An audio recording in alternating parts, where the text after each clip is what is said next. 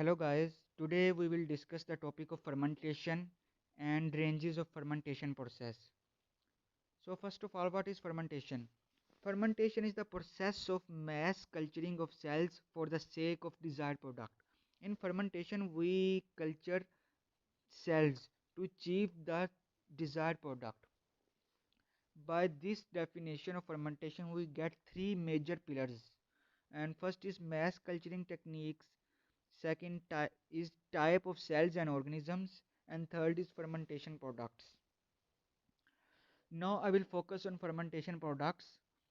uh, you know that glucose is converted into pyruvic acid, and this pyruvic acid by the action of different microorganisms is converted into different products. Glucose is converted into pyruvic acid, and pyruvic acid by mass culturing of different organisms is converted into various products. You can see in the diagram, pyruvic acid by the mass culturing of propionibacterium produce carbon dioxide and propionic acid, which is utilized in the production of Swiss cheese. And next, pyruvic acid is converted into lactic acid by the bacillus, lactobacillus, and streptococcus bacterium, and this lactic acid is utilized in the production of cheddar cheese, yogurt, and soya sauce, and hence this goes on. Now we will discuss the range of fermentation process. What is ranges of fermentation process? Uh, as we discussed earlier that with fermentation we can produce number of products. If we focus on different products of fermentation, we can divide it into different domains.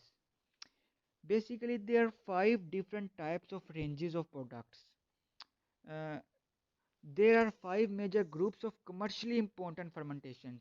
These are those that produce microbial cells or biomass as a product, and those that produce microbial enzymes, those that produce microbial metabolites, those that produce recombinant products, and those that modify a product that is added to fermentation.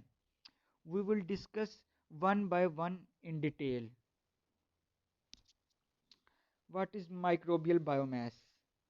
When fermentation process is carried out, there is mass culturing of organism happens. When there is mass culturing of organism, there will be increase in biomass, and biomass is basically itself a product. uh, the commercial production of microbial biomass may be divided into two major processes.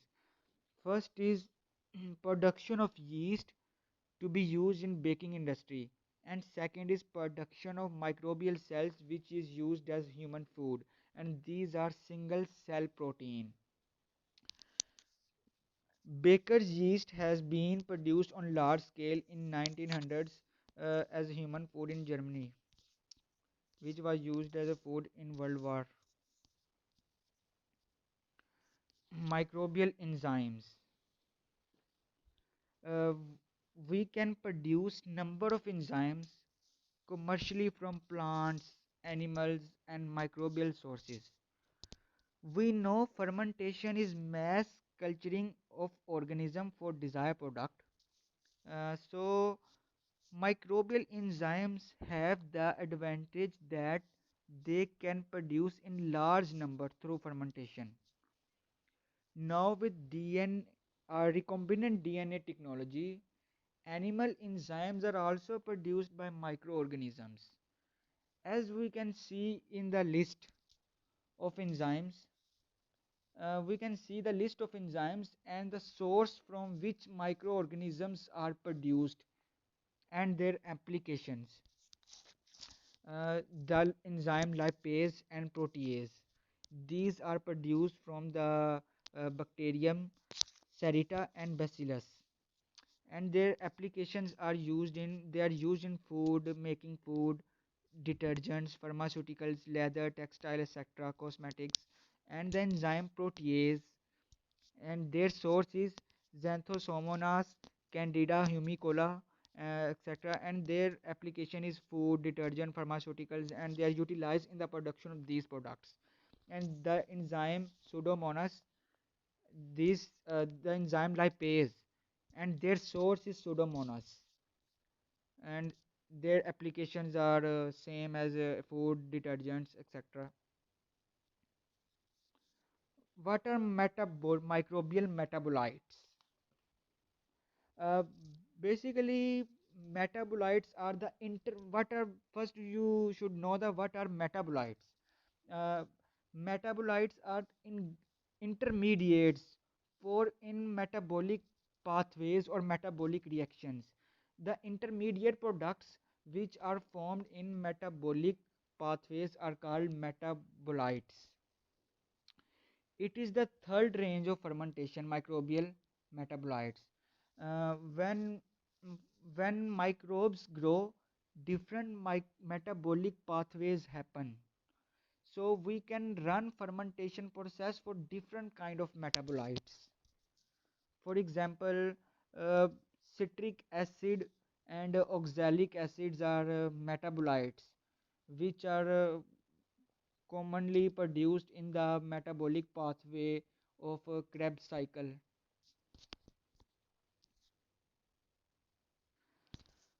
After inoculating microorganism culture into nutrition medium, the growth does not occur. This is called lag phase, where there is no growth. After this, there will be rapid growth phase, and this phase will be called as lag phase or exponential phase. And after that, there will be stationary phase, and after that, there will be death phase. In stationary phase, there will the growth ceases, the rate of growth ceases, slows down, and after stationary phase, there will be the death phase of microorganism. During log phase, which is the rapid growth phase of microorganism, the products are produced. These products are the metabolites. These products are metabolites which are intermediates of metabolic pathways.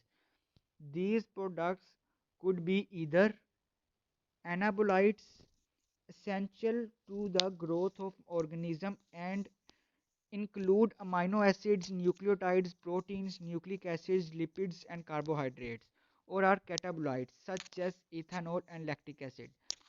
These products are referred as primary products of metabolism, and the phase in which they are produced equivalent to exponential phase as the trophophase. Now we will discuss the recombinant products which can be produced through fermentation.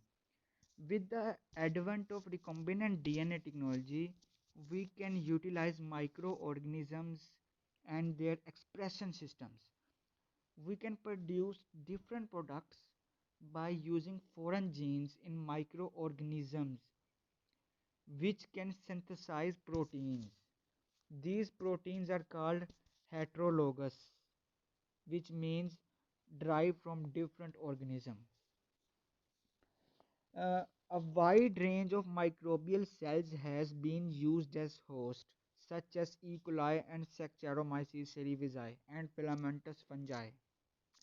Animal cells cultured in fermentation systems are also widely used for the production of heterologous proteins. For example, products produced by genetically engineered organisms include interferons, which we use in the treatment of hepatitis, insulin, human serum albumin, factor 8 and 9, epidermal growth factor, calf chymosin, etc. Now, transformation process, also called biotransformation. Fermentation process can be used for various type of reactions. The conversion of molecule from one form to another within an organism is called biotransformation. For example, from starch to maltose or from starch to glucose.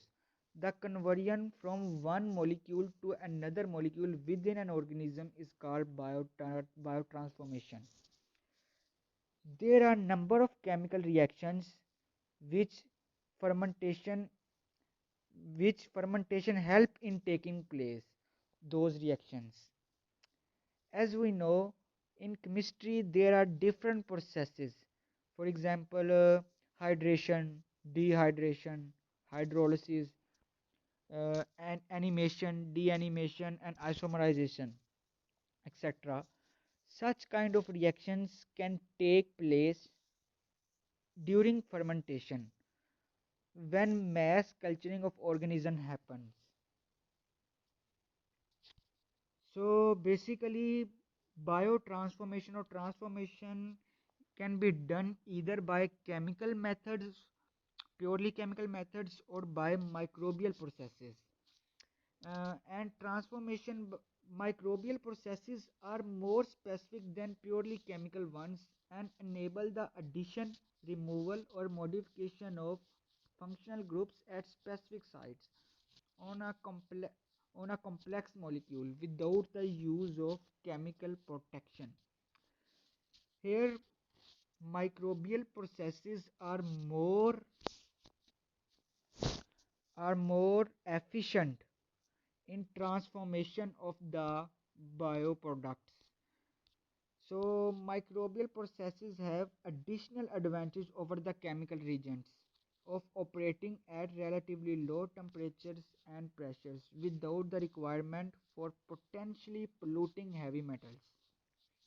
Example, the most common example of transforming is vinegar, production of vinegar, which involves the conversion of ethanol to acetic acid.